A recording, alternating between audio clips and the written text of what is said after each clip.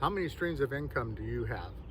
Most people are going to say they've got a job, takes care of the health care, takes care of the family, so forth. Only one. Now, if that goes away, well, you get another job, right? Yeah, you're going to try to get another job. But most people have got two incomes coming into their house because both parties, I'm referring to like a married couple or what have you, they both have to work in order to have enough income to survive in this market.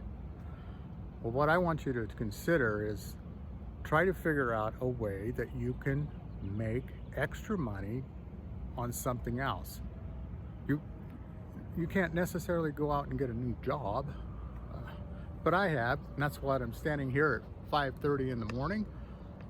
I've decided I'm going to be a security guard at a casino. And I got the morning shift here in about 5 minutes. But that's an extra stream of income. But when I go down my portfolio, this is income number 8. Now, that's not to say that I'm making a bunch of money off of my other incomes. They're little. Maybe some of them are like $25 a month. It's not much, but it adds up. And if you want to expand or grow in this environment, you're going to have more income. You've got to do something. And the best way to do that, I feel, is like affiliate marketing, where you're selling other people's products. You don't want to sell garbage. You want to sell other people's products that work and actually do what they say they're going to do. And maybe you get a little bit of money if somebody decides to buy that because of your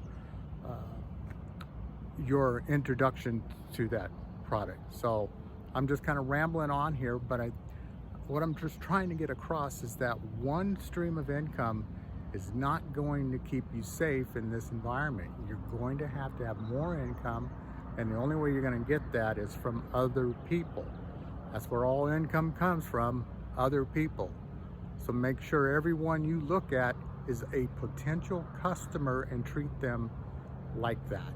If you like my channel, please share this, and I'll see you again later.